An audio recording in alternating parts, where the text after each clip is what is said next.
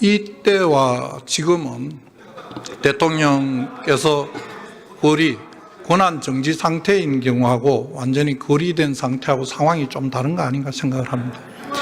지금 법꾸라지의 면모를 지금 정확하게 보여주시는 거거든요. 표현이 좀 과하십니다.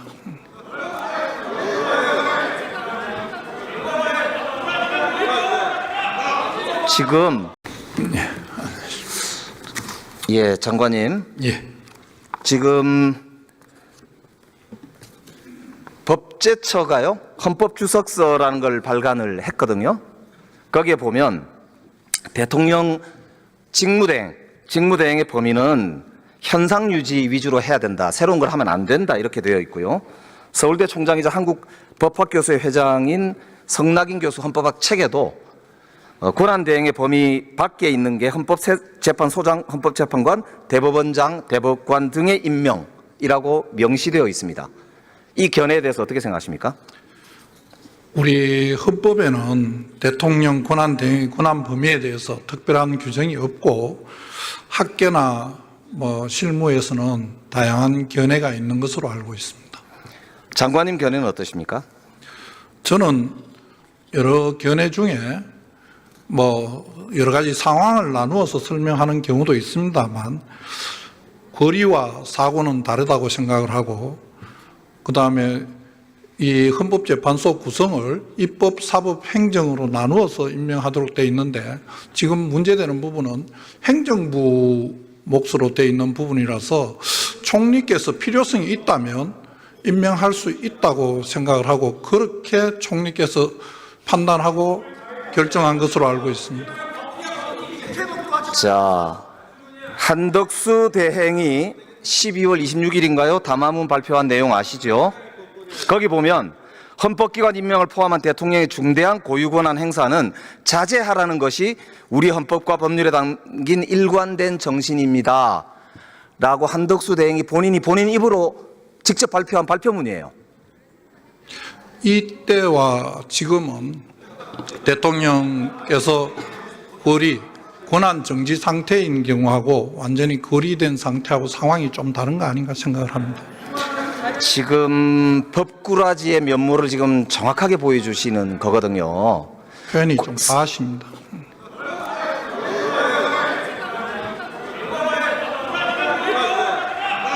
지금 헌법기관의 임명과 하면은 헌법기관들이 하게 되어 있는 거고요. 헌법기관의 기본은 국민의 선출과 헌법에 나와 있는 내용들입니다. 그런데 지금 말씀하신 대로 이거를 자의적으로 이렇게 저렇게 하면서 권력을 자의적 행사하는 거, 그게 지금 이번 내란 사태를 부르는 핵심적 원인이란 말입니다. 저는 이 부분에 대해서는 공화정의 가장 기본 정신인 삼권 분립의 원칙도 많이 고려해야 된다고 생각합니다. 삼권 분립의 정신이기 때문에 권한 대행은 선출된 자가 아니기 때문에 이 권한 행사를 하면 안 되는 거예요. 헌법기관의 구성의 원리는 국민으로부터 주권을 위임받은 대통령과 국회 같은 선출된 권력이 하는 거란 말입니다. 어떻게 권한 대행이 그 선출된 권력의 권한을 행사한다 이 말입니까? 그거야말로 제2의 내란이다 이거죠. 명백히 위헌적 지금 행위를 하고 있는 겁니다. 법무부 장관이 이거는 지명을 철회하라고 보고를 하셔야 된다고 봐요. 그게 법무부 장관의 직무적 책임이란 말입니다. 그래서 지금 묻고 있는 거예요. 총리께서 여러 가지 다 고려를 하셨을 것이라고 생각하고 제가 말씀드린 바와 같은 그런 이유로 임명을 하신 게 아닌가 생각을 합니다. 이완규 처장하고 비상계엄 난 다음 날 안가회동 하셨죠? 만났습니다. 예. 거기서 무슨 말씀 하셨었어요? 여러 번 국정조사 과정과 저희들 상임위원회에서 이미 많은 말씀을 드렸습니다. 그건 무슨 말씀 하셨어요? 저희들 그때 다 말씀드린 내용이 그날 아침에 저희들 행안부 그다음에 비서실 다 사의를 표했었고 그런 과정에 식사라도 한번 하자 하는 연락이 와서 식사를 하게 되었고, 그 과정에 뭐 여러 가지 이야기가 있었지만은 뭐 제의 겸 뭐 이런 내용은 전혀 없었습니다. 지금 장관께서 내란 공범 아니냐 이런 비판을 많이 받으시죠? 저는 내란 공범이라고 생각해 본 적이 한 번도 없고 내란을 공모한 적도 없습니다. 그렇기 때문에 그런 오해를 벗으시려면 조금 전에 제가 말씀드렸죠. 한덕수 대행이 내란 공범이라는 차원에서 충성하신다라는 말씀을 듣기 싫으시면은 헌재재판관 지명을 당장 철회하라고 보고하시기 바랍니다. 하시겠습니까? 총리께서 여러 가지 고려해서 결정한 것으로 알고 있고 그 결정을 존중합니다. 그 부분이 특히 지금 헌재에 가처분 사건으로 계류 중에 있으니까 제가 옳고 그름을 다 말씀드리기에는 적절하지 않습니다. 자, 오늘 보도를 보니까요.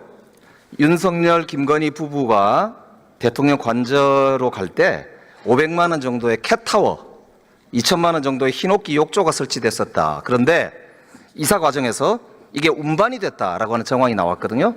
이게 횡령 아닌가요? 저는 그 내용을 자세히 알지 못합니다. 만약에 그게 사실이라면 횡령 아닐까요? 여러 가지로 좀 따져봐야 할 것 같습니다. 뭘 따지죠? 어떤 경위로 했는지 우선 사실관계를 제가 모르니까 대답을 드리기가 좀 어렵습니다. 자, 그러면 최근에 한 일주일 정도 사이에 관저 가신 적 있나요? 제가요? 네. 저는 직무정지를 당한 상태라서 어디로 가지를 못합니다. 대통령이 지금 그 파면 이후에 사적 만찬을 즐겼다고 나오잖아요. 모르겠다. 알지를 못합니다. 보도 안 보셨습니까? 저는 알지를 못합니다. 그게 만약에 예산으로 사용됐다면 횡령이지요? 그것도 뭐 가정을 전제로 말씀하시는 거라서 제가 대답드리기에 적절하지 않습니다. 이게 유력 정치인의 부인이 사적으로 법인카드를 썼다고 해서 김혜경 씨의 경우에 검찰이 수사를 어마어마하게 했잖아요. 이거 수사해야 되겠죠? 내용을 확인해 봐야 될 것 같습니다. 이게 확인이 되면 수사하시겠죠? 검찰에서 수사 필요성이 있으면 제가 지금 당장 모르겠는 부분이 그런 내용이 검찰이 직접 수사권 범위에 들어가는지를 우선 정확하게 잘 모르겠습니다. 제가 확인해 보겠습니다. 확인하고 필요하면 말씀드리겠습니다. 확인하시겠다고 분명히 말씀하셨습니다. 그 내용을 사실관계를 확인해 보겠습니다. 우선. 그러니까 사실관계가 확인이 되면 수사가 필요하다는 거는 당연히 인정하실 거죠? 수사의 필요성은 사실관계가 우선 뭔지 의원님께서 말씀하신 내용은 지금 언론에 나온 걸 말씀하시는 거 아니겠습니까? 저는 언론 그 보도를 보지를 못했습니다. 그래서 우선 그 내용부터 확인해 보겠습니다. 우리 법무부 장관은 수사 지휘권이 있지 않습니까? 수사 지휘권은 구체적인 사건에 대해서 있습니다. 예. 그래서 예.